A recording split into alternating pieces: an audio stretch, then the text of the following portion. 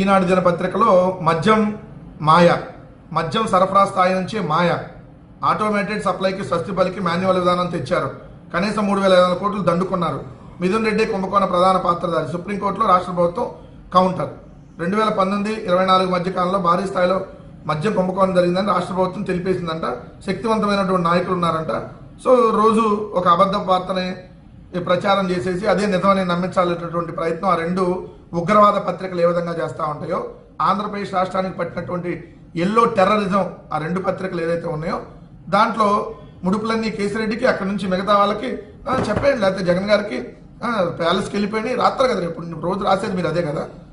అంటే ఆడలేక మధ్యలో ఓడిలాగా నీతిగా నిజాయితీగా ధైర్యంగా రాజకీయాలు చేయలేనటువంటి చేతగానటువంటి దద్దమలే ఇలాంటివన్నీ తప్పుడు వార్తలు రాసి ఏదో విధంగా ప్రజల మెదడులో విషం చిమ్మాలనేటువంటి ప్రయత్నం చేస్తారు. ఎందుకంటే జగన్మోహన్ రెడ్డి గారి హయాంలో మద్యం కుంభకోణం అనేది జరగడానికి అవకాశమే లేదు. ఏ విధంగా జరిగింది మీరు చెప్పండి? ప్రభుత్వం మద్యం దుకాణాలు నిర్వహిస్తే జరిగిద్దా?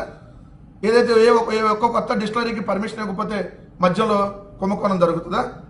ఏదైతే బెల్ట్ షాపుల్ని తీసేస్తే కుంభకోణం జరిగిద్దా? మద్యం షాపులను తగ్గిస్తే కుంభకోణం జరిగిద్దా? మద్యాన్ని ప్రభుత్వమే ఒక ట్రాన్స్పరెంట్గా అమ్మితే కుంభకోణం జరిగిద్దా? ఏ ఒక్క కొత్త బ్రాండ్లో తీసుకురాకుండా ఆ పాత బ్రాండ్లనే కొనసాగిస్తే కుంభకోణం జరిగినట్ట?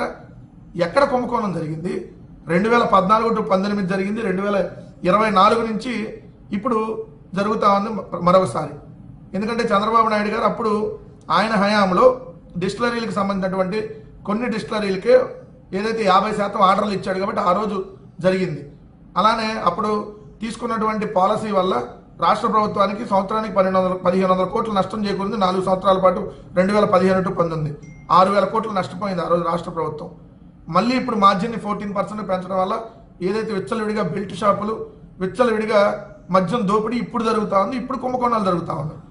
సో ఇప్పుడు కొత్త బ్రాండ్లు 99 రూపాయలకి ఏదైతే చీప్ లెక్కర్ తీసుకొని వచ్చి ఎక్కడా లేనటువంటి చెత్త బ్రాండ్లు, పిచ్చి బ్రాండ్లు తీసుకొని వచ్చి ఆ బ్రాండ్లు సేల్స్ పెంచి ఇప్పుడు జరుగుతూ ఉంది కుంభకోణం. ఏదైతే మీరు అన్నట్టు Sumo whisky, short whisky, Kerala malted whisky, Bengaluru malted whisky, VSOP brandy, 99 rupees brandy, ఇలాంటి చెత్త బ్రాండ్లు అన్ని తీసుకొని వచ్చి మీరు ఇప్పుడు చేశారు. సో ఆ రోజు జగన్మోహన్ రెడ్డి గారి ప్రభుత్వం ఉన్నప్పుడు ఎక్కడా జరగలేదు. మీరు సుప్రీంకోర్టులో అఫిడవిట్ వేస్తారా, ఇంకో దాంట్లో వేస్తారా వేసుకొని మేము న్యాయపరంగా ఖచ్చితంగా పోరాడతాం. మీలాంటి ఉగ్రవాదులకి భయపడేటటువంటి పరిస్థితే లేదు.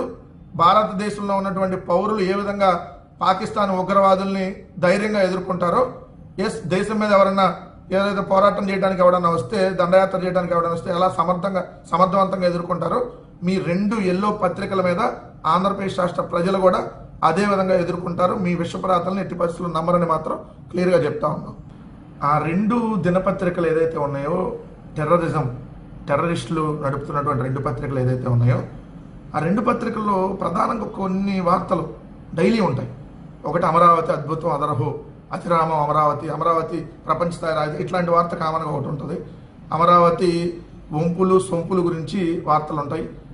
అలానే ఒకటి చంద్రబాబు నాయుడు గారి సంపద సృష్టి, పేదరికం తీసుకొస్తున్నా, అసలు ఈ రాష్ట్రానికి నెంబర్ 1గా తీసుకొని వెళ్ళా, ఈ రాష్ట్రంలో చంద్రబాబు నాయుడు గారు తోపుతురు అనేటటువంటి వార్త ఒకటి కామన్గా ఉంటుంది.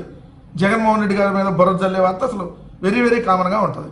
సో ఈ మూడు వార్తల్లో ఇంకో అమరావతి గురించి, జ్యోతి, పచ్చదనం పరుచుకున్న రాజధాని దారులు, అమరావతి హరిత సోయగం, అందమైన మొక్కలతో ముస్తాబు, పునర్నిర్మాణ సభకు వచ్చేవారు మైమరిచిపోయేలా ఉద్యానవనంలో ప్రధాన రోడ్లు, జంక్షన్లు, వేదికలు, వినూత్న అనుభూతి కలిగేలా భారీగా ప్లాంటేషన్, సందర్శకులకు ఆహ్వానం పంచేలా ఏడీసీ కృషి అని మంచి ఫోటోలు వేశారు. కట్టి పడేస్తున్న పచ్చ అందాలు, ఈనాడు పచ్చందాలు, ప్రధాని పర్యటనకు సుందరంగా ముస్తాబు, మల్కాపురం పార్కు నుంచి హెలిప్యాడ్కు వెళ్లే మార్గం, సచివాలయం ప్రవేశం వద్ద ఉద్యానవనం, అమరావతి డెవలప్మెంట్ కార్పొరేషన్ లిమిటెడ్ ఉద్యాన విభాగం సుందరంగా తీర్చిదిద్దుతుంది. ఏదైతే ప్రధానమంత్రి మోడీ గారి పర్యటనకు సంబంధించి ఎండిన లాను మొక్కలను తొలగించి కొత్త పచ్చికను వేశారు. దీంతో కనుచూపు మీద పచ్చదనం పరుచుకుంది. ఫికస్ పోండా, మాల్పిజియా కోస్, డ్రెస్సీనియా ఖర్జూరపు చెట్లతో అందంగా ముస్తాబైంది. డివైడర్లపై గడిచౌడి పూలతో నిండిపోయాయి. N9 రహదారి మొత్తం పచ్చదనంతో నింపేశారు. ఇవి పసుపు రంగులో కనువిందు చేస్తున్నాయి. నోట్ దిస్ పాయింట్, పసుపు రంగులో. ఇదే రోడ్డు వేదిక సమీపంలో వేసిన బోగస్ విల్లా ప్రుమేరియా పుష్పాలు ఆకర్షిస్తున్నాయి. సీడ్ యాక్సిస్ రోడ్డు డివైడర్లపై కూడా పచ్చిక వేశారు.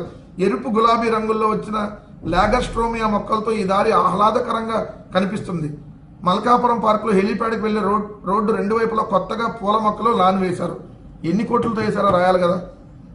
ఎన్ని వందల కోట్లతో టెంపరీగా ఈ పచ్చదనాన్ని పచ్చ అందాలను నియమించారనేది రాయాలి కదా.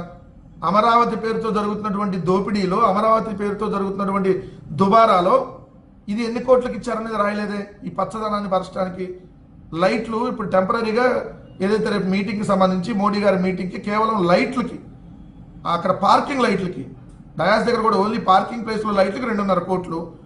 3D నమూనాలో గ్రాఫిక్స్ వేసి చూపించడానికి సచివాలయం ఇలా కట్టబోతున్నామని, ఆల్రెడీ సచివాలయం ఉంది, కొత్తది కడతారని, దానికి గ్రాఫిక్స్ వేసి చూపించడానికి 88.5 లక్షలు.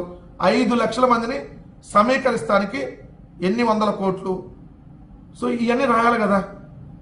సో ఎంత రాయండి. అది ఇది ఇవన్నీ ఇక్కడ ఫారెన్ నుంచి తెచ్చారా చూస్తే అసలు ఆ పేర్లు ఎప్పుడు మనం విన్నా అంతంత సోయగాల మొక్కలు పచ్చదనాలు పచ్చందం పరుచుకుంది. ఉన్న దగ్గర చేయండి రా అంటే మీరు చేస్తుండే దుబారా. సో మళ్ళీ ఇంత దారుణం. పత్రికలు కూడా చూడండి ఏ విధంగా అసలు సోయగాలు అసలు అమరావతి అందాలు పరుచుకొని తెరుచుకుంది.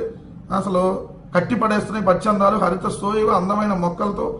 అసలు రాజధానిలో అడుగు పెట్టగానే ఆహా అనిపించేలా ఎటు చూసినా పచ్చదనం ఉట్టిపడేలా వాతావరణం కల్పిస్తున్నారంట. అక్కడ పచ్చదనం లేదు, పచ్చదనాన్ని కల్పిస్తున్నారు. 3 పంటలు పండే భూములు లాక్కొని ఉన్న పచ్చదనాన్ని నాశనం చేసి కొత్తగా పచ్చదనాన్ని పెడతాము. రోడ్ల వెంబడి పచ్చడి తివాచీలా